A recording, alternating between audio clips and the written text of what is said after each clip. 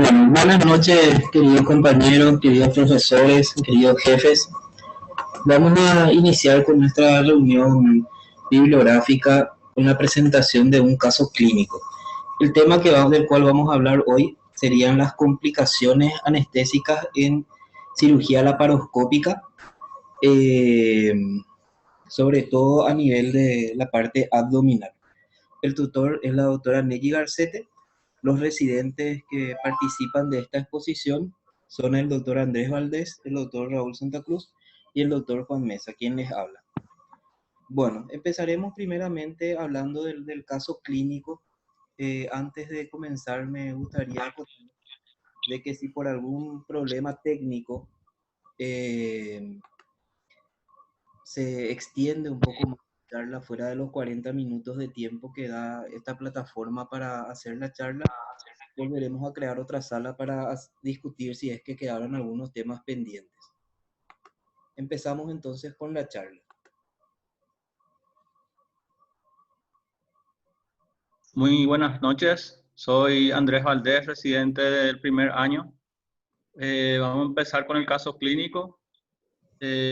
Paciente masculino de 61 años de edad, con antecedentes personales de hipertensión arterial, diabetes mellitus tipo 2, de 9 años de evolución, cáncer de colon con metástasis hepáticas secundarias con tratamiento quirúrgico más quimioterapia, quiste hepático más acceso biliar drenado quirúrgicamente. El plan quirúrgico es drenaje de absceso subdiafragmático por laparoscopía. El plan anestésico, anestesia general balanceada. Siguiente.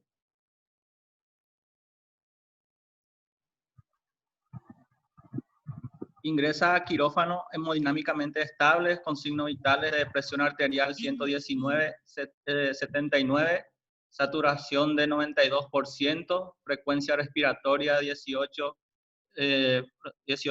respiraciones por minuto, frecuencia cardíaca 77 latidos por minuto. Se realiza monitorización no invasiva. Se realiza una preoxigenación, luego una inducción anestésica con fentanilo 200 microgramos, lidocaína 60 miligramos, propofol 120 miligramos y rocuronio 50 miligramos. El mantenimiento anestésico se realiza con desflurano 4 a 5% volumen, óxido nitroso 60%, oxígeno 40%, fentanilo en perfusión continua 1,5 a 2 microgramos kilogramo hora. Y los parámetros ventilatorios, tenemos el volumen corriente de 7 mililitros por kilogramos, frecuencia respiratoria 10 a 12, relación inspiración-expiración 1-2, PIT de 5, CO2 de 30%, y la aspiración de dióxido de carbono al final de la aspiración es de 35 a 37 milímetros de mercurio. Siguiente. A 1 hora del inicio de la cirugía, el paciente presenta una desaturación de 89% con una FiO2 de 30%, con mejoría por medio de maniobras de reclutamiento ventilatorio. A los 5 minutos se registra una segunda desaturación hasta 84%, acompañada de hipercapnia de 45 milímetros de mercurio en la curva de capnografía, revirtiendo con cambios en los parámetros ventilatorios y FiO2 al 100%. También hay una disminución de la presión de neumoperitoneo a 10 milímetros de mercurio. Siguiente.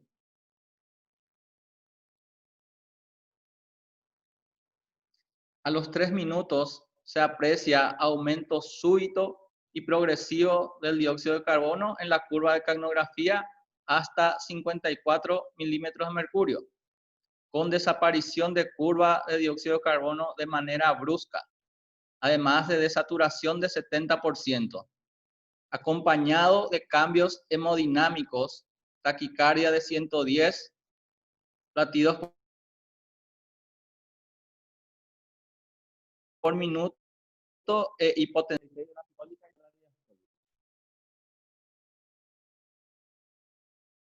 Se sospecha de embolia aérea por dióxido de carbono. Inmediatamente se retira la posición se suspende el neumoperitoneo.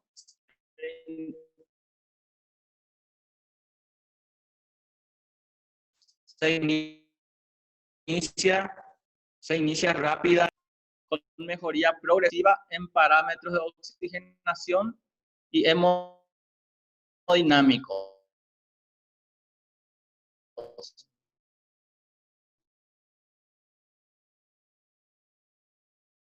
Revertir.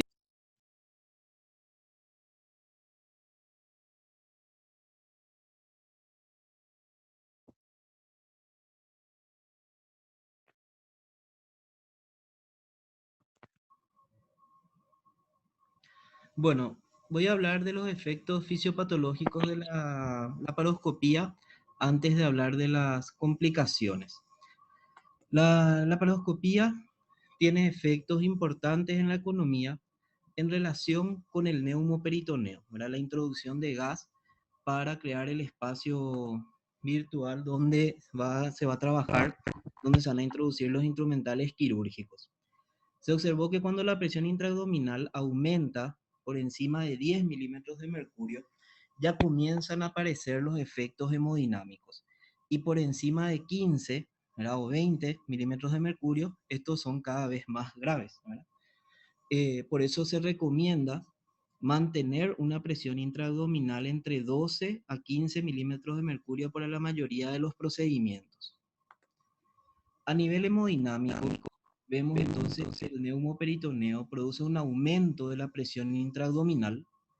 Esto va a generar, por un lado, una compresión de la vena cava, lo que va a producir una disminución del retorno venoso, acumulación de sangre a nivel de las piernas, un aumento de la resistencia venosa. La disminución del retorno venoso va a traer consigo una disminución del gasto cardíaco.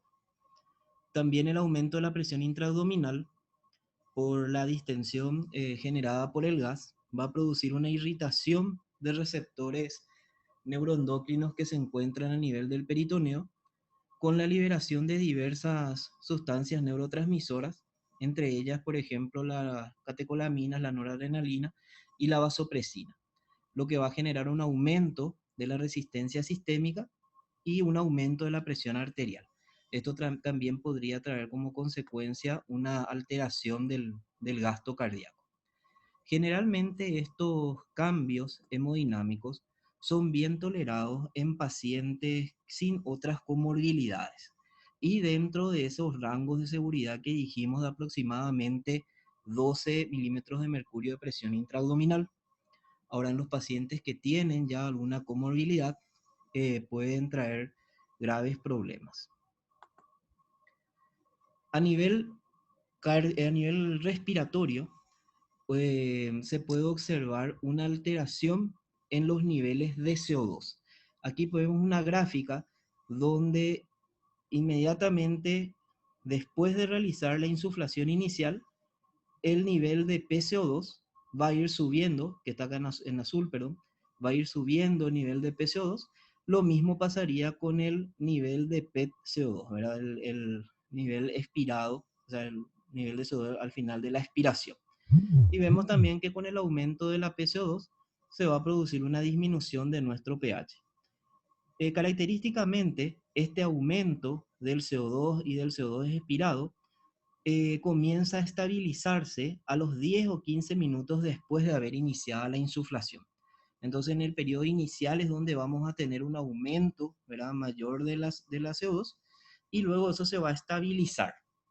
Esto se debe a que el CO2 aumenta principalmente por absorción vascular en la etapa inicial, debido a que como metemos aire a gran presión en la cavidad abdominal, en los vasos estaría en menor presión y entonces por ósmosis estaría entrando. A medida que va aumentando la presión intraabdominal, los vasos esplácnicos se van cerrando y eso va a ir disminuyendo también la absorción de CO2, por eso se va estabilizando con el tiempo. Vemos entonces que este aumento de CO2 que se produce en el neumoperitoneo puede ser en realidad por dos causas, principalmente por la absorción a nivel vascular, como dijimos, por los vasos que están en la cavidad abdominal, pero también puede ser por alteraciones en la mecánica pulmonar. Vemos que el aumento de la presión intraabdominal va a producir una elevación del diafragma. Esta elevación del diafragma va a comprimir al pulmón, va a producir una disminución de los volúmenes pulmonares, sobre todo los volúmenes de reserva expiratoria, va a producir una disminución de la complacencia pulmonar y un aumento de presión en la vía aérea.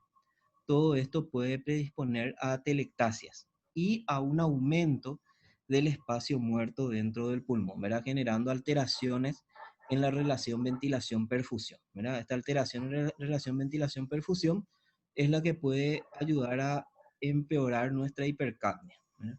Que al igual que en la parte de las complicaciones, o sea, de las alteraciones fisiopatológicas hemodinámicas, también se estabiliza con el tiempo.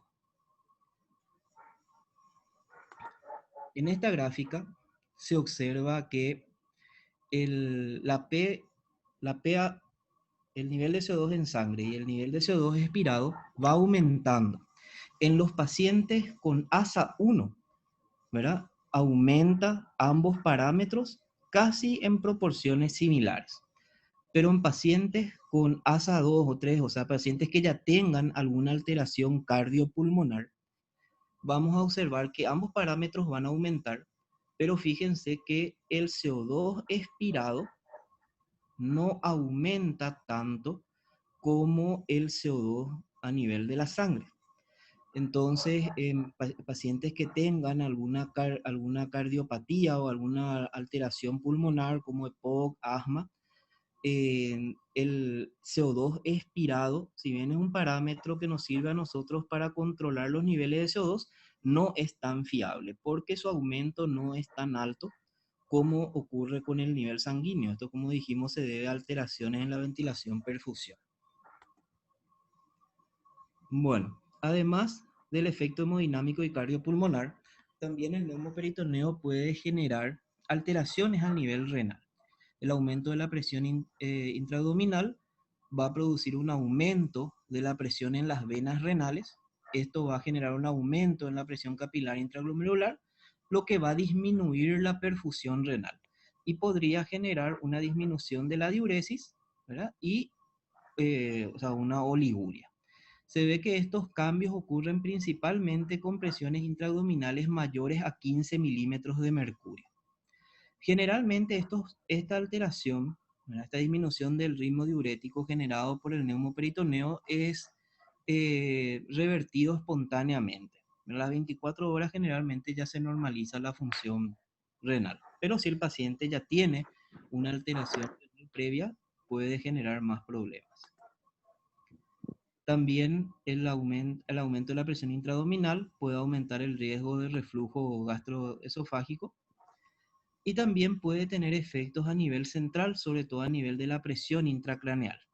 Esto tiene que ver principalmente con el aumento de CO2. El aumento de CO2 produce una vasodilatación a nivel del cerebro y esto generaría entonces una presión intracraneal, el aumento de la presión intracraneal. También tenemos que tener en cuenta que cuando se hace este tipo de cirugías, muchas veces se adopta una posición dependiendo de si se va a operar abdomen superior o abdomen inferior, o sea, la posición de TREM y anti-TREM. Estos cambios de posición también van a afectar en forma importante a la parte hemodinámica y a la parte neurológica, como vamos viendo más adelante. Bueno, buenas noches, compañeros y jefes. Yo soy Raúl Santa Cruz, residente de segundo año, y yo voy a terminar la última parte de la exposición hablando un poquito de las complicaciones de la cirugía laparoscópica. Bueno, para empezar, vamos a hablar un poquito de la prevalencia de los mismos, ¿verdad? Se vio que más o menos hay entre un 0,016 a 0,075% de los pacientes en general suelen ocurrir diferentes tipos de complicaciones, ¿verdad? Estas complicaciones pueden estar asociadas a varias causas que pueden ser por instrumentación quirúrgica, posición del paciente, el neumoperitoneo, que es el gas, y las patologías de base que tenga el paciente, ¿verdad? Como había dicho recién el compañero Juan. Siguiente. Para empezar, vamos a hablar un poquito de las complicaciones por la instrumentación quirúrgica.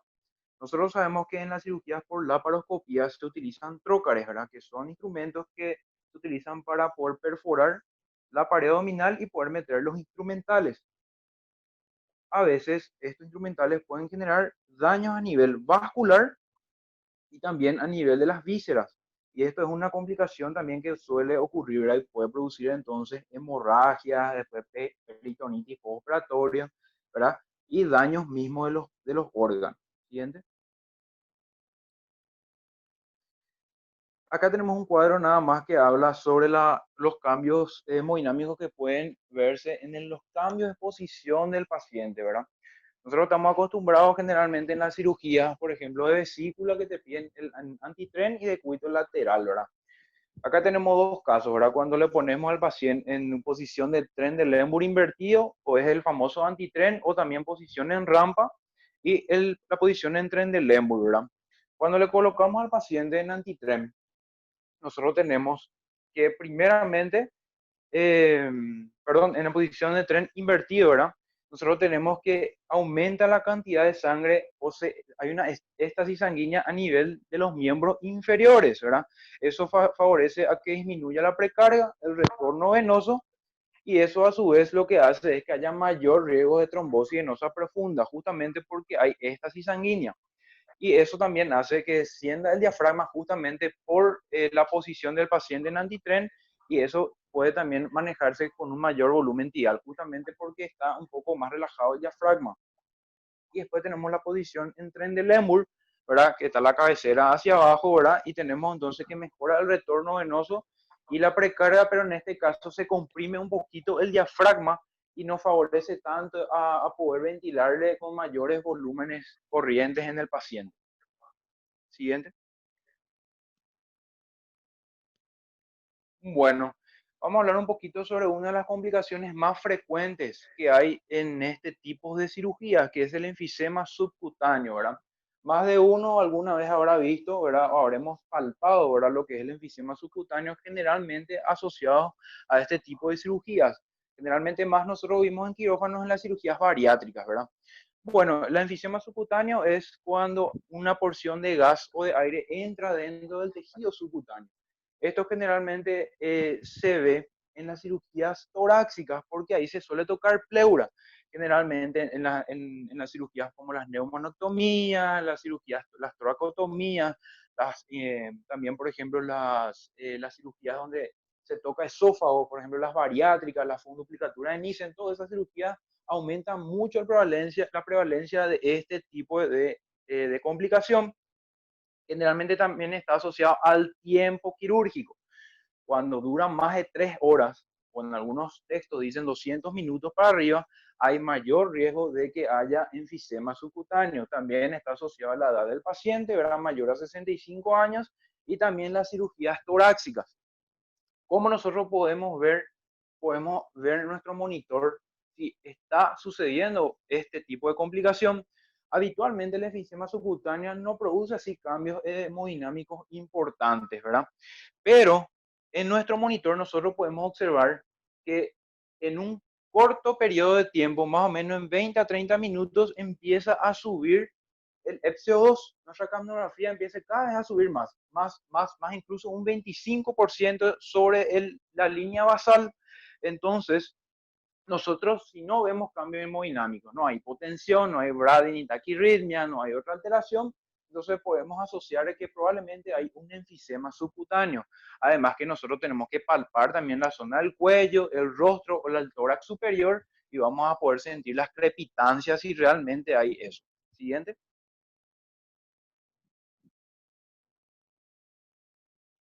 Bueno, es como nada más la definición, y que generalmente el enfisema se localiza más a nivel del cuello, del rostro y del tórax o del torso del paciente. Siguiente. ¿Cuáles son las causas principalmente? Pueden ser traumatismos, accidentes, ¿verdad? Pacientes politraumatizados, ¿verdad? Donde una costilla puede perforar, por ejemplo, la pleura o el pulmón, y eso puede difundir el aire a nivel del tejido subcutáneo. Infecciones, generalmente en qué nosotros solemos ver en quirófano infecciones donde hay enfisema subcutáneo, generalmente las gangrenas de Fournier. Generalmente esas infecciones graves producen las bacterias fermentaciones en donde aire o burbujas entran y se estacionan en el tejido subcutáneo. Después también en las intervenciones quirúrgicas que ya cité anteriormente, donde principalmente son las cirugías torácicas, y también por barotraumas cuando estamos con un paciente intubado por ventilación mecánica. Siguiente. La clínica y el diagnóstico. Generalmente, en la mayoría de los casos, el enfisema subcutáneo es asintomático. Generalmente no produce mayores consecuencias. Cuando el enfisema es un poquito más importante, puede producir dolor torácico, disnea, disfagia o inofagia. Y lo que nosotros podemos ver con nuestro ojo es cómo empieza a edematizarse o hincharse, ya sea el rostro, el cuello y la parte superior del tórax del paciente. Muchas veces el paciente, si está despierto, obviamente, menciona que que tiene una sensación de ahogo, de plenitud alrededor de la cara, incluso a veces menciona que le falta el aire y también dificultad para tragar, justamente porque empieza a comprimir todita la parte del cuello de las vías aéreas y también de la vía digestiva alta. Nosotros, ¿cómo podemos diagnosticar? Por la clínica, ¿verdad? Justamente le vemos al paciente, le palpamos crepitancia, ¿verdad? Que son como burbujitas a nivel de la piel, y justamente por imagenología, ¿verdad? Radiografía de tórax, una tomografía computarizada y también con ecografía podemos nosotros diagnosticar. Siguiente. Bueno, el manejo de este tipo de pacientes generalmente es, como son asintomáticos, no requieren mayor manejo cuando son leves. Cuando empieza a tener alguna sintomatología en el paciente, habitualmente lo que se hace es reposo, tratamiento con AINES, ¿verdad? Analgésicos comunes, y obviamente tratar la causa subyacente, o sea, ¿qué es lo que lo produjo el enfisema? Habitualmente son lesiones pulmonares o lesiones a nivel de la pleura. Entonces lo que se suele hacer es, porque esto conlleva neumotoras, que ahora se coloca tubos de drenaje, ¿verdad? Y eso suele, en un primer momento, suele favorecer a la recuperación de esta complicación. Pero en algunos casos no funciona esto. Otra cosa también, cuando tiene dificultad respiratoria se le puede dar oxígeno suplementario al paciente con mascarilla, con cánula nasal. Cuando no mejora, entonces lo que se hace es colocar un catéter fenestrado a nivel, en la línea media clavicular, más o menos entre la tercera y quinta costilla, se suele colocar un catéter subcutáneo con drenaje aspirativo.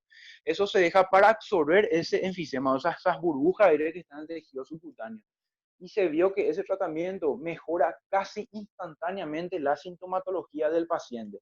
¿Cuánto tiempo más o menos hay que dejar ese drenaje? Aproximadamente entre 3 a 5 días. Se vio que no hay que dejar más tiempo porque ya empieza a aumentar la prevalencia de infecciones.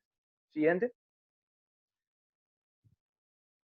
Acá nada más le coloqué yo de un caso clínico, ahora para nada más mostrarle a un paciente con enfisema subcutáneo. Podemos ver 3 fotos. La de la izquierda del paciente con un enfisema subcutáneo muy importante. Este es un paciente que tuvo neumonía, un paciente con EPOC. Tuvo neumonía, tenía un acceso pulmonar, se hizo una punción por vía ecográfica, ¿verdad?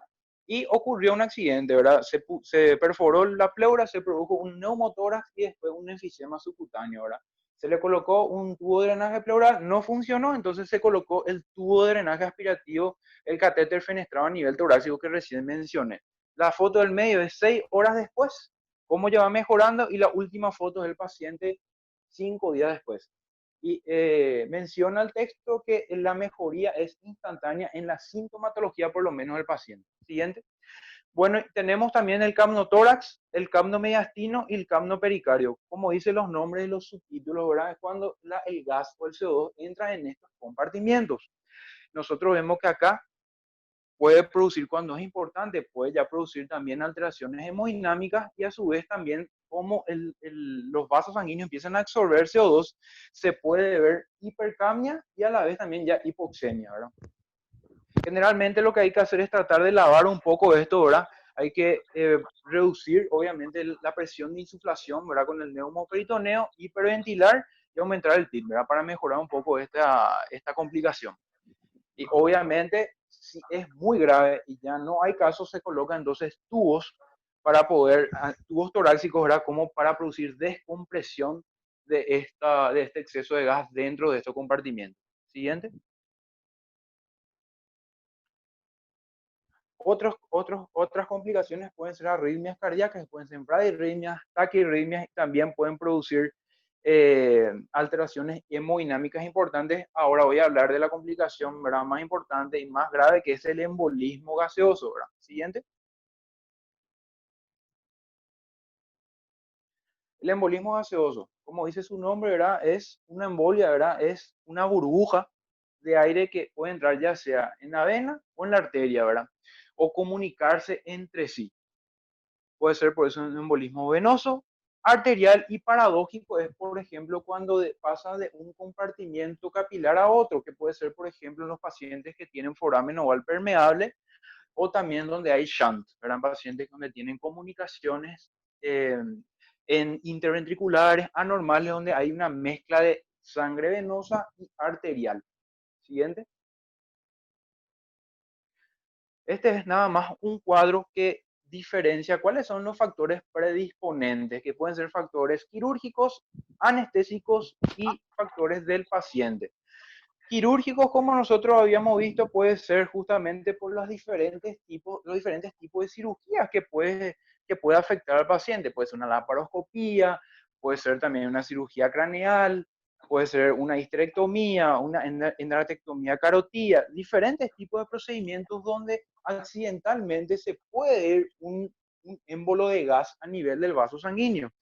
Factores anestésicos, por ejemplo, nosotros manejamos muchas bombas, ¿verdad? En los quirófanos tenemos la Baxter, tenemos la TCI, que nosotros siempre tenemos que purgar o cebar bien el circuito porque a veces hay burbujas de aire y eso puede conllevar a esta complicación. Y también tenemos factores del paciente, como había dicho hace rato Juancito, que puede ser pacientes que tienen alguna patología de base importante o pacientes que tengan luego malformaciones a nivel cardiovascular. Una cosa que no dice acá es que yo busqué, que decía más o menos cuánto es la cantidad de gas que tiene que entrar en el cuerpo para producir un colapso cardiovascular importante. Decía generalmente en algunos textos entre 0,3 a 0,5 ml kilo peso, pero no hay así una, vamos a decir, una cantidad exacta que diga con esta cantidad sí o sí va a producir un colapso, ¿verdad? Se hizo experimento con algunos animales y se vio, por ejemplo, animales de peso medio como perros o gatos, así entre 20 a 30 kilos, y se vio que con una infusión de 200 a 300 cc de aire ya producía ya un colapso cardiovascular y posterior óbito del paciente de experimentación. Siguiente. Nada más que también hay que saber que la sintomatología que puede producir esta complicación también está asociado o está parecido a otros tipos de enfermedades, ¿verdad?, que pueden enmascarar o se puede confundir, ya que, como había mencionado el doctor Juancito, que puede afectar a nivel cardiovascular, a nivel respiratorio, el sistema nervioso central y a nivel también inmunológico. Sabemos que si se produce un colapso cardiovascular, puede producir un infarto, ¿verdad? Eso puede llevar a una hipotensión severa, una isquemia importante, una hipoxia y muerte después, ya sea del órgano ahora y después del paciente. Si es a nivel respiratorio, va a producir un colapso respiratorio, un síndrome de distrés respiratorio agudo, una insuficiencia respiratoria aguda severa y posteriormente un paro por hipoxia y después ya es óbito del paciente. Si es del sistema nervioso central, puede producir una isquemia cerebral, ¿verdad?, un infarto hemorrágico, un aumento de la presión intracraneal importante y también va a llevar a la muerte del paciente. Inmunológico a veces puede confundirse con un shock anafiláctico o una sepsis también. Siguiente.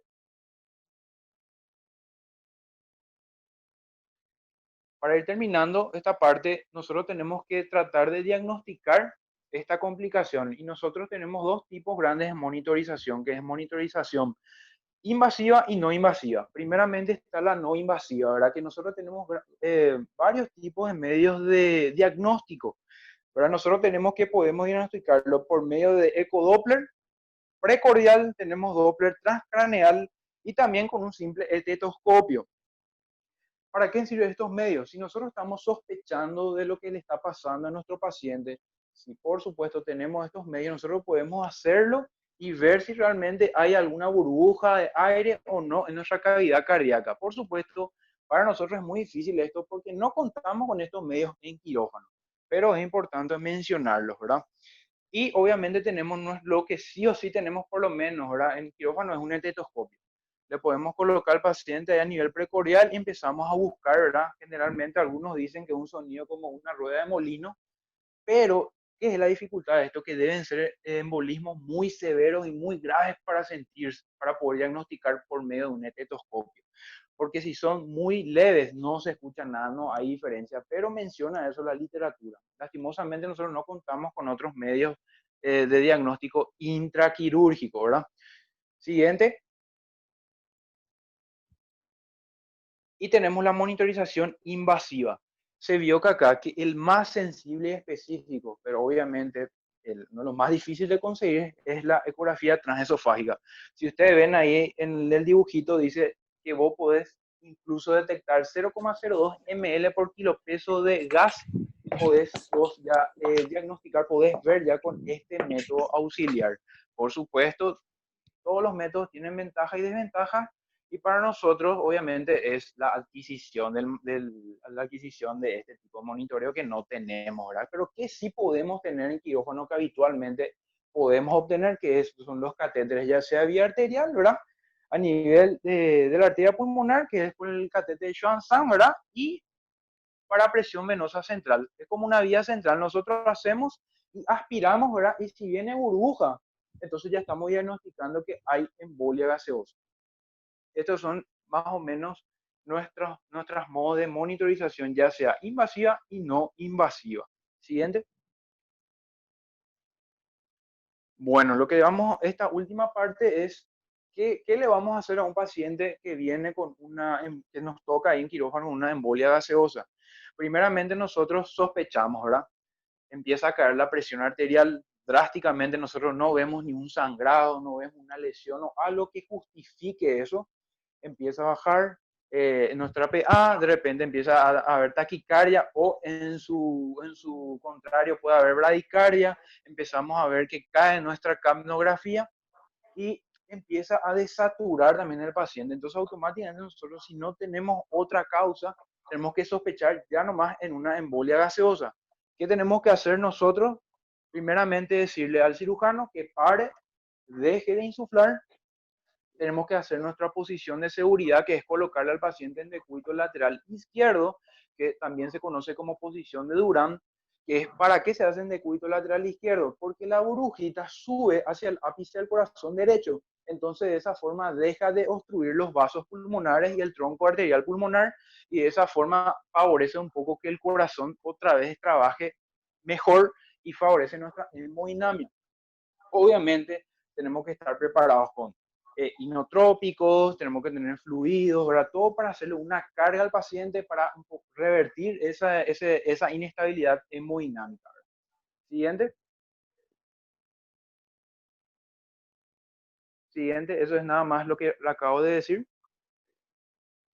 Y este es para culminar vamos a decir, nuestro algoritmo, ¿verdad? En este tipo de pacientes. Primeramente, dar aviso al equipo quirúrgico. Uno le tiene que decir al cirujano que pare de insuflar, colocarle al paciente en decúbito lateral izquierdo. Hay que suspender cualquier tipo de gas que no sea oxígeno. Hay que poner oxígeno al 100%, ¿verdad? Para oxigenar lo máximo posible a nuestro cuerpo.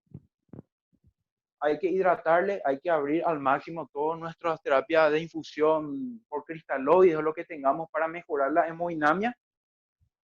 Tenemos que tratar de colocar un catéter central para ver si viene o no aire en la aspiración. No tenemos nosotros otro sistema de monitorización en quirófano, lastimosamente es lo que tenemos. Y obviamente si lo amerita el paciente hacer RCP. Si te hace un paro, tenemos que estar preparados para hacerle RCP al paciente. Y por último, si hay terapia con cámara hiperbárica, ¿verdad? Que es como para tratar de mejorar toda esta complicación y eliminar ese exceso de CO2 que está dentro de los vasos sanguíneos. Y bueno, con eso culminamos nuestra presentación. Muchas gracias a todos por su atención y estamos abiertos a cualquier tipo de consulta. Muchas gracias.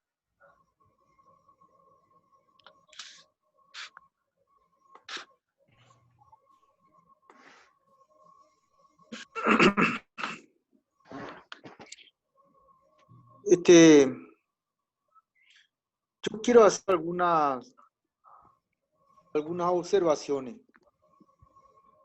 No sé si me escuchan. Se escucha, profe. Sí, se te escucha, jefe. Bueno, la cirugía videolaparoscópica empezó en el año 1974 y llega al Paraguay en el año 1990, o sea, 16 años después del primer procedimiento por este método, ¿verdad?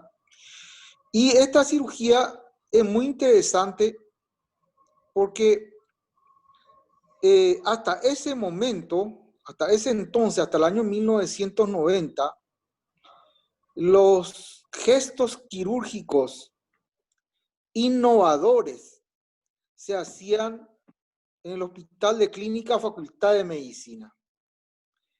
Y este es el primer gesto quirúrgico que se hace fuera de la Facultad de Medicina y se hace en Luque. Los cirujanos son el doctor César Mesabría, que llegó a ser intendente de Luque en varias ocasiones, el doctor Nilciades Cabrera, que es argentino, un argentino paraguayo. El padre fue profesor por muchos años en la sala 10, y el doctor Marín Mazzolo.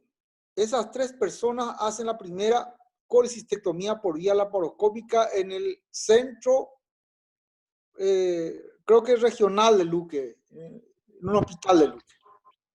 Entonces yo dije, estaba en ese momento fuera del país, en otro lado, y dije, la calidad de la medicina en el Paraguay a partir de ahora se viene de pata para arriba.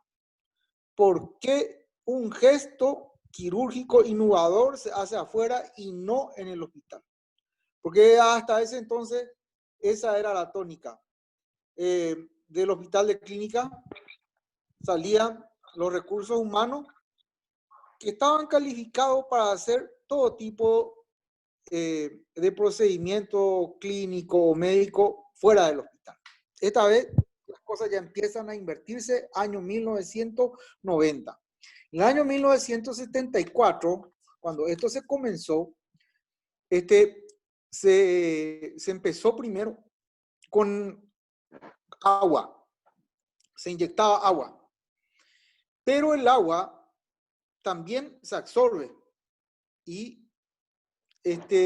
tiene el tema de la hipervolemia, que no todos los corazones pueden manejar. Luego pasaron al óxido nitroso. Pero el óxido nitroso es un gas que se difunde por todos lados. Pasa al tórax, pasa a las vísceras huecas. Entonces se terminó con el óxido nitroso y finalmente se pasó al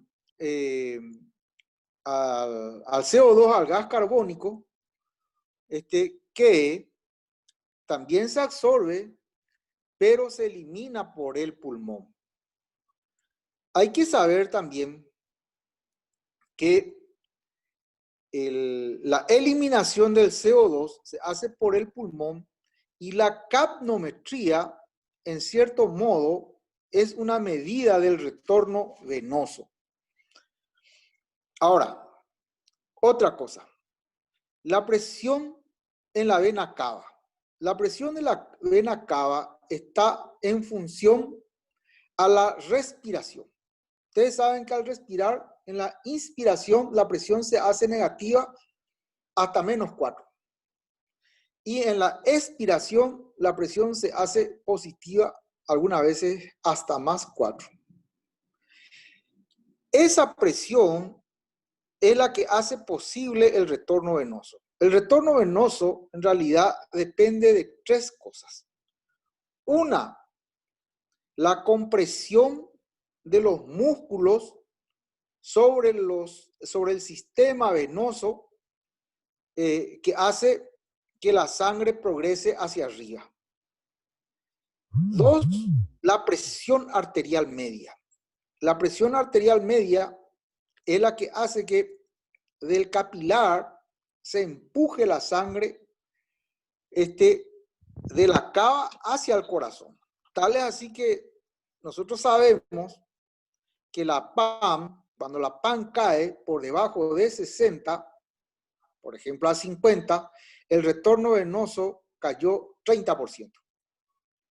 Si la PAM cae a 40 milímetros de mercurio, probablemente el retorno venoso cayó 60%.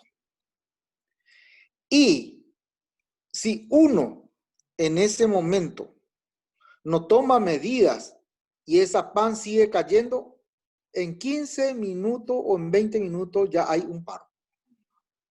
Muy bien.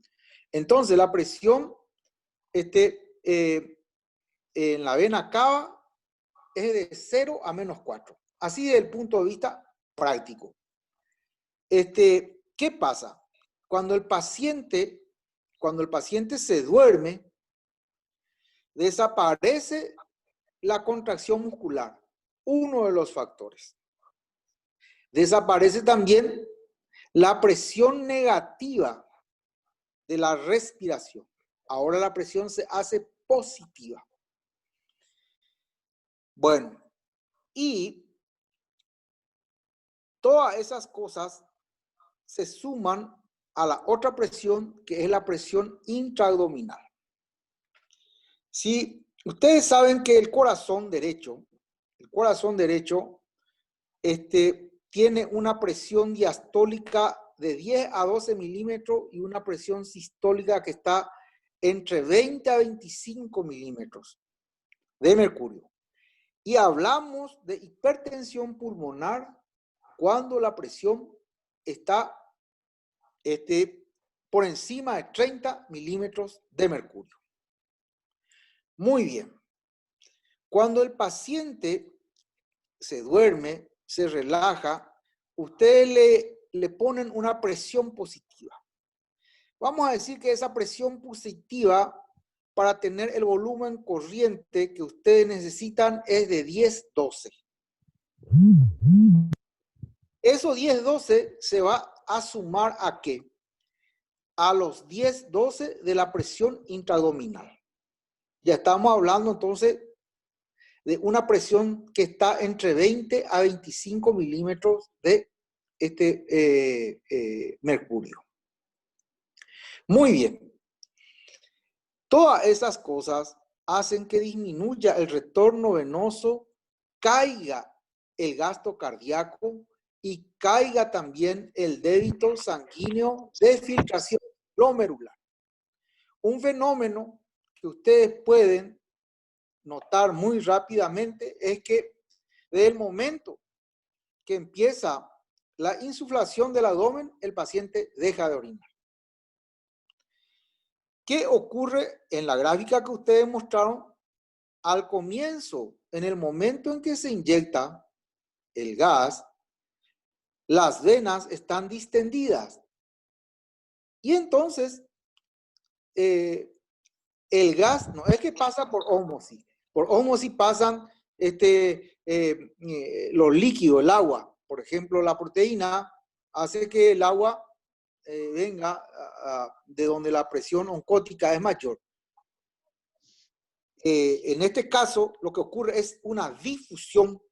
El gas difunde a través de los miles de metros cuadrados de de tejido vascular que hay en la circulación mesentérica. Ustedes habrán visto la circulación mesentérica cuando se abre el abdomen, está lleno de vasos. Es la zona más vascularizada y la circulación esplásmica aproximadamente tiene 2 litros de volumen en ese lugar. Entonces, ¿qué pasa cuando la presión, cuando se empieza a insuflar el abdomen? Se absorbe el gas y eso se elimina por el pulmón y ustedes lo pueden ver en el capnómetro. Llega un momento en que eso se estabiliza y se estabiliza porque en este momento la presión intraabdominal produce una compresión sobre sobre el sistema venoso, que sabemos tiene una presión que está entre 0 a -4, ahora tiene 12. Esa presión entonces aplasta los vasos sanguíneos, termina la absorción. Y también esa presión aplasta también los cálices renales y se suma al otro factor que es la caída del flujo sanguíneo glomerular por caída del gasto cardíaco, por caída del retorno venoso.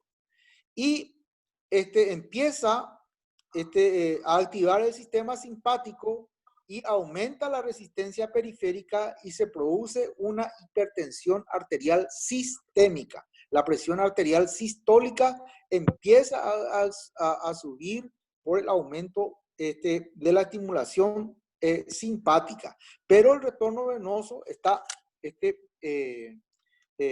disminuido. Muy bien. Luego, en el momento en que se produce la disección, del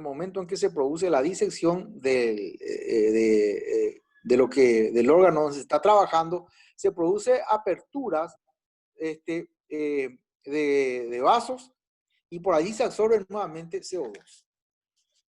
Ahora, una cosa interesante que les quiero señalar acá es el tema de las complicaciones. La complicación más frecuente es la perforación de la víscera hueca. Y esa se produce generalmente, el estudio de los expertos dicen que eso ocurre generalmente en el momento en que se instala el trocar. Y la causa más frecuente es que el paciente no está relajado, no está bien relajado. Entonces, al no estar bien relajado, las asas están inmediatamente detrás de la pared abdominal. Es muy importante que el paciente esté relajado. La otra complicación es el sangrado. La hemorragia que generalmente se controla y es más frecuente eso en cirugía de tumores retroperitoneales, cirugía del riñón, pero es muy raro eso en la colecistectomía, aunque puede ocurrir. Y la otra complicación, en tercer lugar, está el enfisema subcutáneo. El enfisema subcutáneo también se produce por pérdida de la relajación generalmente o porque el paciente se despierta durante la cirugía. ¿Qué pasa? Cuando el paciente se despierta y hace el esfuerzo de toser, en ese momento la presión abdominal que estaba en 12 se va a 30 o a 40 y se produce una disección por los orificios del diafragma por donde pasa el esófago, la vena cava o la aorta. Ustedes saben que el esófago es un órgano muy poco vascularizado en su segmento torácico. Y esta disección puede producir un sangrado a nivel mediastinal. Entonces, muchachos, una cosa muy importante en esta cirugía es que el paciente esté relajado. las complicaciones generalmente se producen cuando el paciente pierde su relajación y peor todavía si se despierta durante la anestesia.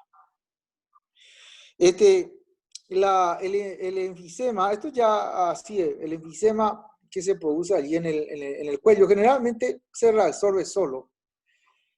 La que es patológica, como ustedes hablaron allí del Fournier, que se ve en la región perianal y en los diabéticos, por los Clostridium difficile y cosas por el estilo, eso mismo también se puede ver en el cuello, y en el cuello no se llama síndrome de Fournier, se llama síndrome de Leriche. Y era muy frecuente en otros tiempos, ya idos, como secuela de la cirugía odontológica. Al extraer los dientes, generalmente por los pueblos del interior, no hay dentistas y son técnicos los que trabajan los dientes. Y en ese entonces no teníamos nosotros el arsenal farmacológico que ustedes hoy tienen. Teníamos penicilina y cloranfenicol y ambas eran inyectables. Y bueno, hasta que apareció el trimethoprim sulfamethoxazole. Pero era más o menos así. Y a mí me tocó ver varios casos en el hospital de síndrome de Leriche. Hoy es medio ya historia de la medicina, ¿verdad? Entonces, uno es la perforación de la víscera hueca. El otro es el enfisema subcutáneo. Ambas generalmente se producen por pérdida de la relajación. La embolia gaseosa es una complicación. Ustedes saben que si entran en una pileta, meten la cabeza y respiran, el aire sale hacia arriba, ¿verdad? El aire siempre va a salir arriba. Entonces, ¿qué ocurre con la embolia gaseosa? Si la embolia gaseosa tiene un centímetro, digamos que tiene el tamaño de una semilla de maíz, así nomás. Y va eso hasta un vaso de tercera generación de la circulación pulmonar. Pero la circulación pulmonar es muy reflexógena. Inmediatamente se produce una descarga vagal, bradicardia, y el CO2 disminuye bruscamente porque disminuye el pasaje de sangre de la arteria que está obstruida hacia los alveolos para ser eliminado. Entonces, como es aire, ustedes le colocan rápidamente en el cúbito lateral izquierdo, como dijeron, y la cabeza hacia arriba. Y el aire viene otra vez, así como ustedes conocen la regla que usa el albañil. El albañil tiene su regla y tiene una columna de aire que le permite eso alinear los ladrillos. Muy bien, el aire sale y, bueno, y termina todo. La ecografía es algo que te permite, pero generalmente todas esas cosas ya son hallazgos que uno lo hace en el laboratorio cuando estudia estos fenómenos. Pero en la práctica, la caída del gasto cardíaco,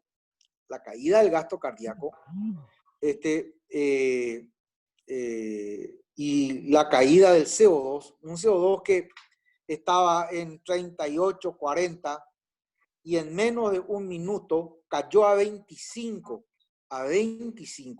Recuerden ustedes que cuando el CO2 cae por debajo de 20, ya se considera un paro cardíaco. En las maniobras de reanimación cardiopulmonar, justamente el monitoreo del CO2, para que esto sea eficaz, es bombear el corazón, es hacer la compresión torácica, tratando de mantener una CO2 de 20 o un poquitito más. Muy bien. Entonces, el tema en esta cirugía es que el paciente esté relajado. Tiene sus contraindicaciones. Una chica de 23 años que llega al hospital con 140, 150 de frecuencia, tiene 60 de presión sistólica, está sudorosa, está pálida. El primer diagnóstico es un embarazo ectópico, ¿verdad? Y ustedes saben de que esa paciente probablemente sangró 2 litros en el abdomen, que si ustedes le pasan líquido y levantan la presión, va a perder lo poco que tiene. Vive porque sus arterias son todavía lo suficientemente jóvenes como para hacer un espasmo y cohibir el sangrado por lo que se llama esa presión crítica de cierre. En las personas con más de 50 años eso ya no es posible. Bueno, pero esta es una chica joven. Entonces, el cirujano le va a venir con el tema, vamos a hacer una CBL. Porque, bueno, la ecografía ya te dice que hay sangre en el abdomen. El pulso filiforme. La clínica te dice que es un embarazo ectópico. Y te dice, no, vamos a hacer una CBL. Ese paciente, en el momento en que le inflen el abdomen, se va a quedar sin retorno venoso, va a parar y se va a morir. Muy bien. Ese es un caso. El otro tema es, ¿cómo se llama? Hay pacientes que tienen insuficiencia cardíaca moderada. Una insuficiencia cardíaca moderada es ese paciente que no puede subir una escalera caminando. Tiene que descansar a mitad de camino.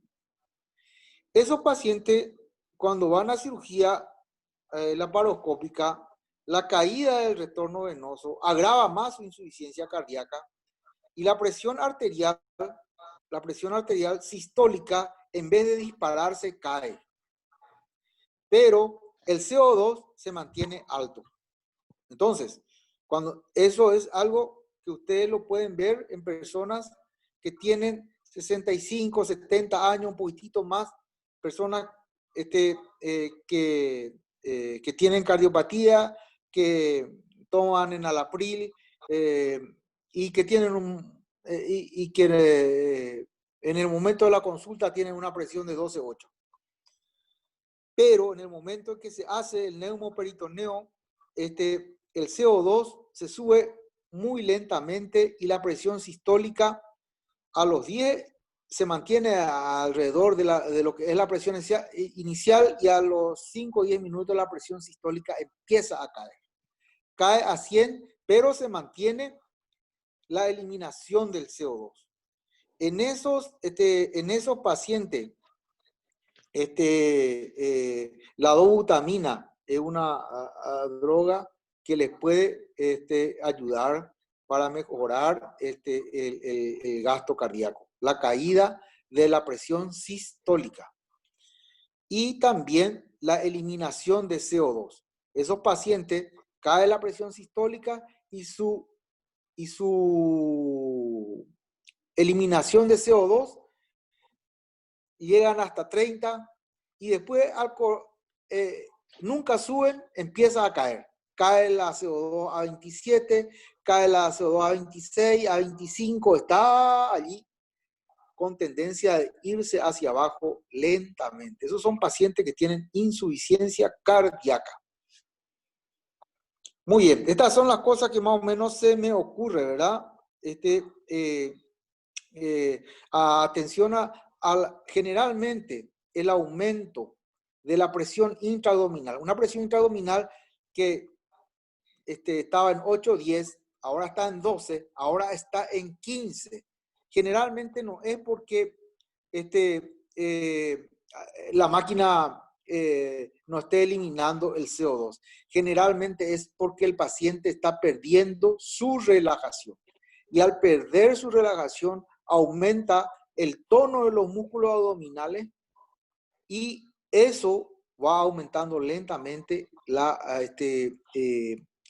presión abdominal. Muy bien. No sé qué les puedo decir más sobre el tema.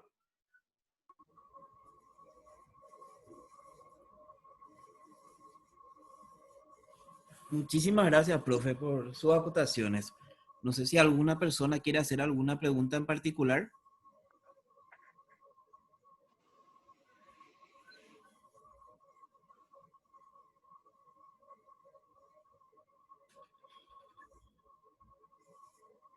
Buenas noches, ¿me escuchan? Sí, sí, te escuchamos. ¿Qué tal? Quería acotar una pequeña cosa muy explicado todo lo que dijo el profesor.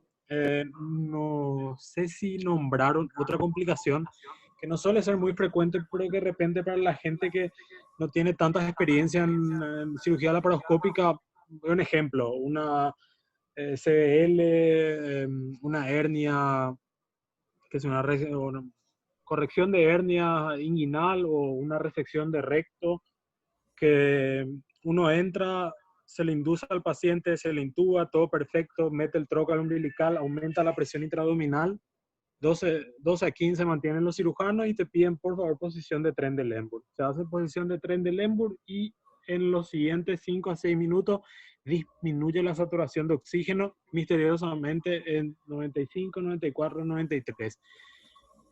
Es algo que está escrito también en los libros, creo que no leí en la presentación, pero que es lo que sería una intubación selectiva de un solo pulmón, que por aumento de la presión intraabdominal, que genera un aumento o le empuja el diafragma hacia arriba, más, vamos a decirle, coincidentemente que la intubación haya sido un poco profunda, eso hace que a veces el tubo se meta más profundamente, unos 3 a 4 centímetros, y normalmente, vamos a decir, caiga en el pulmón derecho. Lo que hace que simplemente, si pasa eso, una desaturación, es auscultación derecha-izquierda, normalmente no se escucha nada al lado izquierdo, se retira el tubo, como si fuera una selectiva, y vuelve a atender o tiende a la mejora de la saturación. Es algo que no es muy frecuente, pero podría pasar y quería solamente acotar eso. Muchísimas gracias, doctor. ¿Otra persona que quiera acotar algo? Buenas noches, Juancito. Con respecto a las complicaciones, me parece que tampoco mencionaron la bradicardia, sí, que está muy correlacionado con lo que habló el profe del mensaje final de que el paciente tiene que estar en un muy buen plano anestésico, porque si no puede tener un reflejo vagal. Y en los pacientes jóvenes y especialmente deportistas hay que tener más cuidado, ¿sí? Es los que tienen bradicardia sinusal, porque pueden hacer una bradicardia extrema si no están bien en plano y eso les puede llevar a un paro. Si ya recuerdan, estuvimos hablando ya el año pasado de unos casos clínicos que ya hubieron pacientes jóvenes, ¿sí? Que durante la insuflación del neumoperitoneo hicieron un paro en la sistolia. Entonces, lo importante en esas situaciones es prevenir esa situación. El paciente tiene que estar siempre en un buen plano anestésico. Y si sucede eso, hay que quitar el estímulo e iniciar las maniobras de reanimación. Generalmente cuando es por esta causa, después de un ciclo el paciente ya recupera. Nada más. Muchísimas gracias, profe. Sí, en la presentación se puso la parte de arritmias, pero no se llegó a mencionar, se pasó rápido nomás por cuestión del tiempo. En la literatura así menciona que el neumoperitoneo irrita principalmente el sistema simpático, pero así como señaló, ¿verdad? También se puede generar la activación del sistema parasimpático, ¿verdad? Que en alguna ocasión ya nos tocó ver en el hospital. ¿Otra persona que quiera acotar algo? O sea, Juancito, no me refiero a ese punto. El tema es que vos estás introduciendo un estímulo, ¿sí? Con un paciente que no está en un buen plano Claro, anestésico. en ese caso ya por el plano, ¿verdad? Claro, y el neumoperitoneo, si se insufla a un volumen, por eso hay que cuidar también controlar que la gente que esté trabajando sea gente de experiencia y no insufle a una velocidad muy alta, porque esa combinación puede ser muy deletérea, ¿sí? Una insuflación rápida, paciente que no está bueno en plano y paciente joven con bradicardia sinusal. Jefe, a nosotros nos tocó ver también, en mi caso particular, cuando hacen la paroscopía, sobre todo en ginecología. Ellos para empezar su procedimiento algunos doctores ponen una presión intraabdominal, o sea, fijan como una meta 20 milímetros de mercurio y dicen vamos a distendernos un poquito y después ya vamos a ir bajando. ¿Qué opina al respecto, jefe? Bien, lo recomendado, eso está establecido. No hay que exceder los 15 milímetros de mercurio. Quizá en ginecología, porque el lugar donde ustedes trabajan ejerce menos, repercute menos justamente en el contexto abdominal, entonces no evidencian mucho cambios en esas situaciones, pero trabajar a 20 de presión es una locura. No está recomendado eso. Cierto. La ventaja de la cirugía ginecológica es que el paciente entra en el lembo. Y generalmente los accidentes, este tipo embolia gaseosa, se ve cuando el paciente retoma la posición horizontal. Esa es una cosa también que se me había olvidado. En los pacientes ginecológicos, los pacientes están en tren de lembo. Entonces, de haber una inyección de CO2, eso se va hacia el pie, hacia los miembros inferiores. Pero en el momento